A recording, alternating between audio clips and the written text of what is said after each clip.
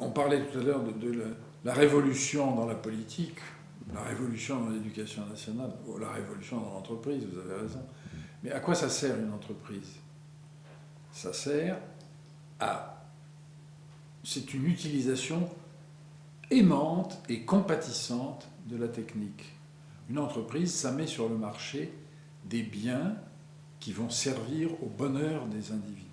C'est pas fait pour donner du fric à des actionnaires. L'esprit de l'entreprise, c'est un esprit altruiste. Si on est bouddhiste. Hein. Oui. Hein. On est là pour accomplir un service public.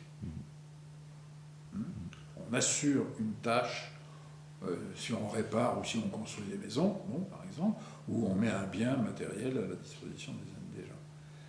Donc, le premier but de l'entreprise, c'est l'altruisme.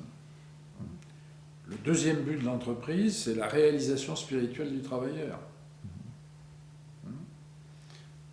Les gens doivent trouver, là où ils travaillent, les meilleures conditions possibles pour devenir des bouddhas. C'est-à-dire que leur travail lui-même est un support de leur vie spirituelle. C'est une forme de méditation. C'est une forme de méditation dans l'action. Et ensuite, après, bon, ben évidemment, il faut aussi faire vivre les gens matériellement, donc il faut qu'ils touchent un salaire correct, ou qu'ils aient quelques bénéfices, et puis éventuellement, on peut aussi distribuer un petit dividende aux actionnaires qui ont prêté de l'argent, c'est aussi honnête. Hein. Mais ça vient en dernier. Oui. Hein.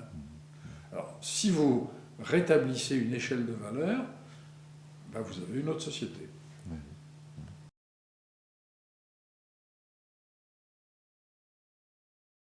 Le silence au lieu du bruit, le calme au lieu de l'agitation, l'observation lucide au lieu d'être entraîné par le flux des émotions et des idées toutes faites, c'est une révolution au sens étymologique du terme. Donc les gens, ils ont l'air, ils se disent c'est tout simple, c'est pas compliqué, on s'assoit, bon, c'est pas grave, on risque rien. Ils se rendent pas compte qu'ils ont mis le doigt dans un endroit où ils vont être happés et où ils vont y passer progressivement et complètement. Mais je l'enseigne ainsi, mais dès le premier jour, j'enseigne la méditation assis, debout, couché, en marchant, en travaillant.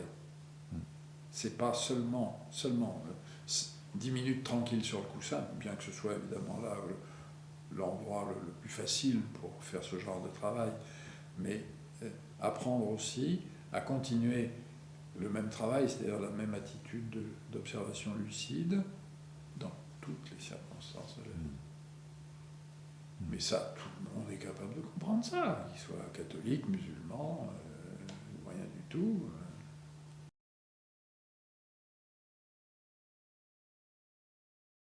Oui, c'est une thérapeutique psychologique, en ce sens c'est une psychothérapie, et quelques personnes d'ailleurs se contentent de cet aspect.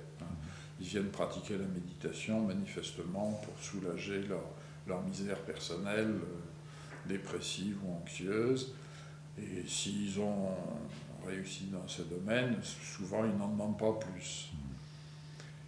Mais lorsqu'ils se rendent compte que les problèmes sont plus profonds qu'ils ne pouvaient l'imaginer, et qu'en fait, ce qui est en jeu, c'est le sens de la vie, ultimement parlant, et pas seulement le confort dans la vie. À ce moment-là, ils ne se contentent plus de la méditation thérapeutique. À ce moment-là, ils utilisent le bouddhisme pour ce qu'il est, comme le Bouddha lui-même l'a décrit d'ailleurs, c'est-à-dire la thérapeutique de la souffrance humaine fondamentale.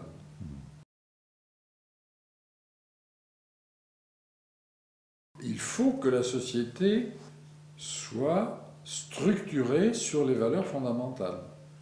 Le rôle du pouvoir politique et économique, c'est d'assurer bien sûr une certaine sécurité, un certain confort aux citoyens, c'est évident, mais c'est d'abord de leur assurer la paix, et c'est ensuite de leur assurer une éducation qui leur donne les moyens de réaliser les vraies valeurs, pas seulement d'augmenter le salaire mensuel. Oui, oui. Hein.